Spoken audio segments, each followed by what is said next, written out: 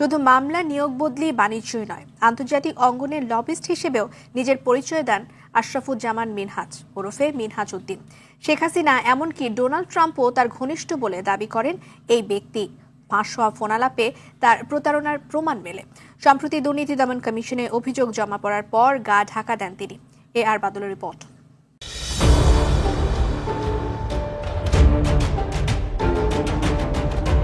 মানুষকে মিথ্যা মামলায় ফাঁসানো সহ দেশ নিয়ে ভয়ঙ্কর প্রতারণায় অভিযুক্ত আশরাফুজ্জামান মিনহাজ ওরফে মিনহাজ উদ্দিন নিজেকে সকল কাজের কাজী হিসেবে উপস্থাপন করে থাকেন গুরুত্বপূর্ণ সব দপ্তরে। তার সোশ্যাল মিডিয়ার প্রোফাইল দেখে ভক্ত হয়ে যান দেশের হোমরা চোমরারা। বিচারপতি, সেনাপ্রধান সহ দেশের বড় পদগুলোতে কে বসবেন তা তিনি ঠিক করে দেন বলে দাবি করেন। এক পোস্টে দেখা যায় ওবায়দুল হাসানকে তিনিই প্রধান বিচারপতি বানিয়েছিলেন। শেখ হাসিনা পালানোর পর দুঃখের কথা বলতে নাকি এই মিনহাজের কাছেই 10 মিনিট সময় চেয়েছিলেন। এক্স প্রাইম মিনিস্টার বা HPM উনি নিজে আমাকে সরাসরিভাবে ফোন দিয়েছেন। উনি আসলে বেসিক্যালি 5 তারিখে যাননি, উনি আরো আগে চলে গিয়েছেন। তো উনাকে উনি চলে যাওয়ার পরে জেনারেল ওয়াকার কিন্তু বিষয়টা জানতেন না।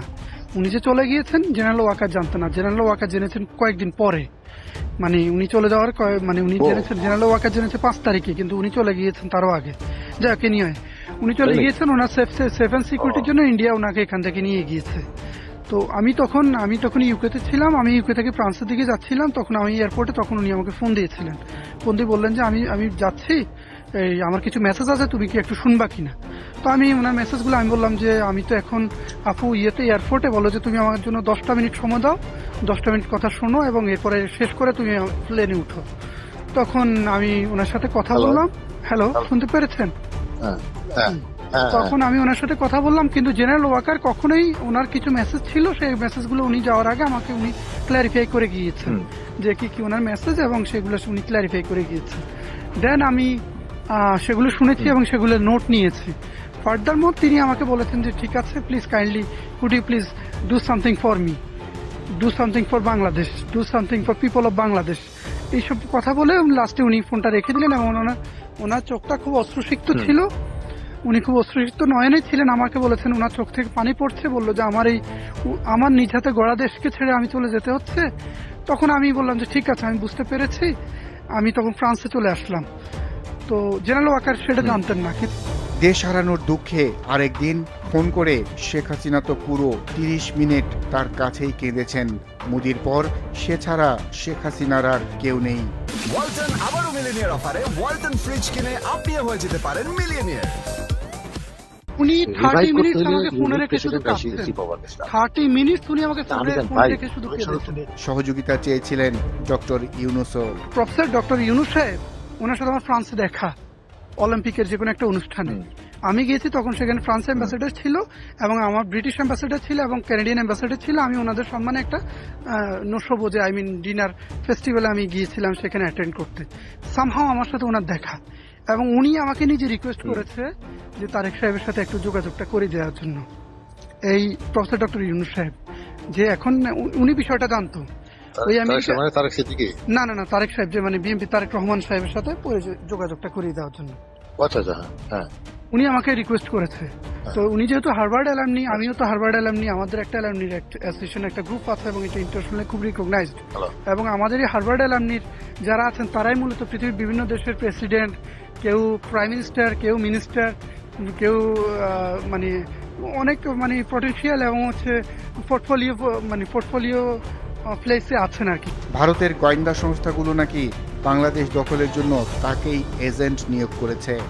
সিচুয়েশনটা আরো কয়েকটা দিন অবজার্ভ করার পরে একটা পলিসি অ্যাডাপ্ট করা হচ্ছে। আমি আপনাকে টাইম টু টাইম জানাবো, আপনি যোগাযোগ রাখবেন। যে সিনিয়র লিডাররা আছে এবং ইন্ডিয়ান হাই কমিশনার থেকে শুরু করে ইন্ডিয়ান হাই কমিশনার এবং রয় যে চিফ, ইন্ডিয়ান হাই কমিশনার এবং সিআই চিফ এবং বিআই চিফ, ওরা আমার সাথে যোগাযোগ রেখেছেন। তো একটা সময় এবং সিচুয়েশন অ্যারাইজ হবে, ইনশাআল্লাহ I let you know everyone. মার্কিন প্রেসিডেন্ট ডোনাল্ড ট্রাম্পের সাথে তার বিশেষ খাতির আছে বলে দাবি করেন মিনহাজ। ক্লিয়ার কাট ইনস্ট্রাকশন তো কেউ দেয়ও নাই, আর বাংলাদেশের থেকে তো এটা আসবে না। এটা উপর থেকে ইন্ডিয়ার একটা স্ট্রং রোল প্লে করতে হবে, আদারওয়াইজ কিছুই হবে না, ঠিক আছে? হুম, হুম। এবং ট্রাম্প সাহেবের এই যে 2-3টা বার্তার জন্য কিন্তু এরা কিন্তু ভড়কে গেছে, এটাও ঠিক, না ঠিক না আছে? না এরা না কিন্তু না ভড়কে ওগুলো গেছে। আপনি কি বুঝতে পেরেছেন? ফার্স্ট অফ অল ট্রাম্পের ফার্স্ট টুইটটা কার ছিল? ট্রাম্প সেটা টুইট করেছেন, কিন্তু প্রেসিডেন্ট ট্রাম্পের সেই টুইটটা কার ছিল এটাকে আপনি অ্যাজিউম করতে পেরেছেন? মানে সেটা কার দ্বারা সৃষ্টি হয়েছে এটা কি বুঝতে পেরেছেন? না না, আমি তখন বুঝছি যে এটা তুমি এটার পিছনে আছো, এবার বুঝতে পেরেছেন? তুমি এটা ইনফ্লুয়েন্স করে করাইছো। তুমি তো আমার সামনে হ্যাঁ উনি হ্যাঁ, টুইট এটা করেছেন এবং বাংলাদেশের আমি লিখে লোকজন দিয়েছি। চিন্তা করতেছে মোদী সাহেব করাইছে। না না হ্যাঁ, আমি ভাইয়া শোনো, তোমার সাথে আমার পরিচয় তো কম দিন, অনেক দিনের, জি তাই না? আমি তো তোমার আদ্যপান্ত জানি, জি তোমার ক্যাপাসিটি সম্পর্কে জানি। জি জি আমি তো কেউ না দেয়, তুমি তোমার ছোট ভাই, বুঝো না? জি, জি। তা আমি তো বুঝছি যে এই ভাষা দেখা আমি বুঝছি যে এটা তুমি করাইছো। বুঝতে পেরেছেন? তো যাই হোক, এনিওয়ে ইটস ওয়ার্ক ভেরি লট, মানে খুব ভালো হয়েছে এটা। কিন্তু এগুলো আওয়ামী লীগকে পুনর্বাসিত করতে ভারতে ট্রাম্প, মোদি, হাসিনা চুপ্পু বৈঠকের ভারও নিয়েছেন এই আশরাফুজ্জামান মিনহাজ ওরফে মিনহাজ উদ্দিন। ফোনে অনর্গল এমন সব দাবি করতে থাকেন তিনি। লোকটাকে নেত্রী এখন মাথা ঠান্ডা করতে বলো, মাথা ঠান্ডা করে সেনা প্রধান এবং প্রেসিডেন্ট তো টিকে গেছে আল্লাহর রহমতে। হ্যাঁ, আমি বলি, আপনি ওই প্রেসিডেন্টকে বলুন যে ইন্ডিয়াতে একটা প্রোগ্রাম, সে একটা যাতে ইনভিটেশন অ্যারেঞ্জ করে যাতে সেখানে যায়। ফার্স্ট অফ অল যে কাজটা করতে হবে সেটা হচ্ছে যে ট্রাম্প তার কোঅর্ডিনেশনের পরে, ইউএস প্রেসিডেন্ট ট্রাম্প তার কোঅর্ডিনেশনের পরে ফার্স্ট ভিজিট করবেন উনি ইন্ডিয়া ভিজিটের সময় আমি সেখানে যাব, ওনার সাথেই যাব। প্রেসিডেন্ট ট্রাম্পের ইয়েতে আমি যাব, ওনার সাথেই যাব এবং ওনার সেখানে আমি অ্যাকম্পেনিড হব, অফিসিয়ালি অ্যাকম্পেনিড হব। তো যা ইন্ডিয়াতে গেলে তখন ওই সময়টা যাতে ওখানে ইন্ডিয়ায় আসে, ওই সময়টা প্রেসিডেন্ট টুপুকে বলবেন ওই সময়টা যাতে সে ইন্ডিয়ায় আসে, এর আগে গেলে লাভ হবে না। আচ্ছা লাগলো না। আচ্ছা, এখন তুমি নেত্রীর সাথে কথা বললা, এটা সফেন আপ করো, ঠিক আছে? এই দুইটা বিষয়, আচ্ছা যে চুপু আর এবং ওয়াকারের বিষয়টা সফেন আপ করো। এবং তুমি করবা কি, একটা কাজ করবে, প্রেসিডেন্টের সাথে আমার ডেইলি যোগাযোগ হয়ে যাচ্ছে, হ্যাঁ, ডেইলি, প্রতিদিন, এভরিডে একটা অন্য একটা বিশেষ প্রক্রিয়া, যাই হোক। আর তুমি খালি নেত্রীর কনফারেন্সটা নিয়ে তুমি ফোন দিবা হইলো ওয়াকারকে, হ্যাঁ, ফোন দিয়া বলবা যে জাস্ট আমাকে, আমাদের চিনে, আমাকে ডাকছিলই তো সে, বললো যে আপনার সাথে লোকাল কিছু কোঅর্ডিনেশন আমি করবো, এটা খালি বলে দিবা। ঠিক আছে, আমি বলে দিব যে আমি, ঠিক আছে আমি হ্যাঁ। পর্যটন মন্ত্রণালয়ের সিনিয়র সহকারী সচিব জিনিয়া জিন্নাত জানান, এই আশরাফুজ্জামান মিনহাজ ওরফে মিনহাজ উদ্দিনই তার স্বামী। এই ব্যক্তি কি ভাই? উনি আমার হাজবেন্ড। দীর্ঘ ফোন আলাপে আশরাফুজ্জামান মিনহাজ কার সাথে কথা বলছিলেন তা নিশ্চিত হওয়া যায়নি।